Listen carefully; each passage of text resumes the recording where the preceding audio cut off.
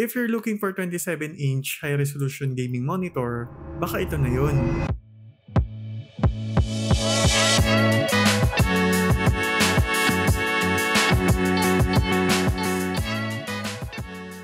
Today, we will review the 27-inch QHD gaming monitor from Kuri. Itetest natin kung smooth ba yung performance sa gaming, kung accurate and vibrant ba yung colors, and kung worth it ba para sa price niya. But before that, check muna natin kung ano yung mga included sa box.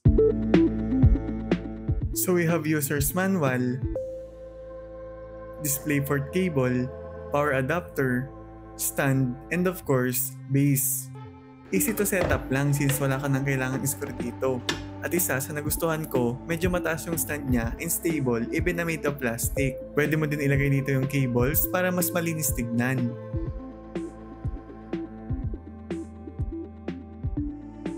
In terms of design, almost same sila ni G2411P. From base, stand, and back. Meron ng exhaust vent sa taas at baba na wala si G2411P. For connectivity, ito yung available. Now, sa adjustment, tilt lang yung pwede. But best sa compatible naman, so pwede mong i-mount for more adjustment options.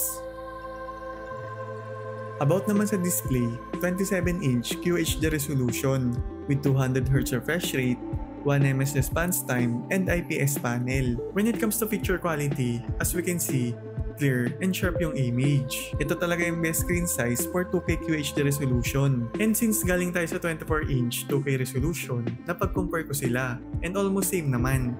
Mas malinaw lang talaga ng konti yung 24-inch pag tinitigan mo. But di mo naman siya manonotice unless super close ka. And one thing din talaga na nagustuhan ko sa 27-inch QHD, malawak yung screen space, which is ideal for video editing and multitasking. Pagdating naman sa gaming, may minimal ghosting but hindi naman noticeable. And since FreeSync Premium supported, wala kang may experience na stuttering, screen tearing, and input lag. Yes, hindi G-Sync supported but smooth pa din naman sa Nvidia GPU. And sure ako dyan dahil RTX 3050 Ti yung gamit ko.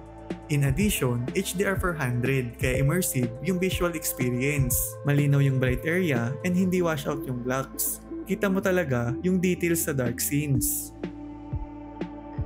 Para naman sa settings ng monitor, may game mode, brightness and contrast ratio, display, color, input, scenario mode, and general settings. Under game mode, nandito yung adaptive sync, dark field bright effect, response time, and DIC. So feature to ni Kuri and nakakatulong para mabawasan yung motion blur and to improve the clarity of fast-moving images. But take note na kailangan naka-turn up yung adaptive sync para mag-work to. May extra gaming options din for crosshair and timer. Sa brightness and contrast menu, nandito yung basic adjustments like brightness, contrast ratio, at DCR.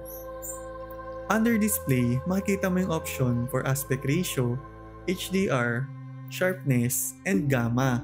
Sa color, may options din if gusto mo ng standard, warm, or cool. Pwede mo ding i-customize depende sa gusto mo. And finally, scenario mode na may 10 presets. Ang maganda dito, may 3 available color space for more flexibility.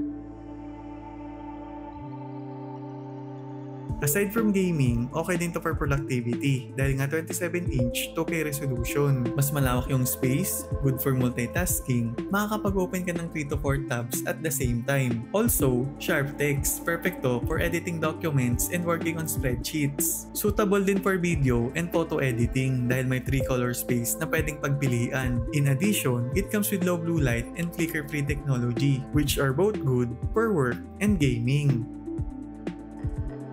When it comes to gaming, smooth siya for fast-paced games and native 200Hz refresh rate. Plus, detail din talaga yung makikita mo sa screen kaya may enjoy mo yung mga gantong type ng laro. About naman sa ghosting, katulad ng sinabi ko kanina, minimal lang siya. Hindi mo talaga mapapansin even na madaming movement sa screen. Tinry ko rin yung DCI technology ni Kuri para malaman kung legit ba na blur-free and kung may effect ba for fast-moving images. May slight enhancement naman but prefer ko pa din yung adaptive sync with HDR. And speaking of HDR, tinest ko din sa movie and games. And para sa akin, nag-improve naman yung visuals. Mas brighter and detailed, especially sa dark scenes.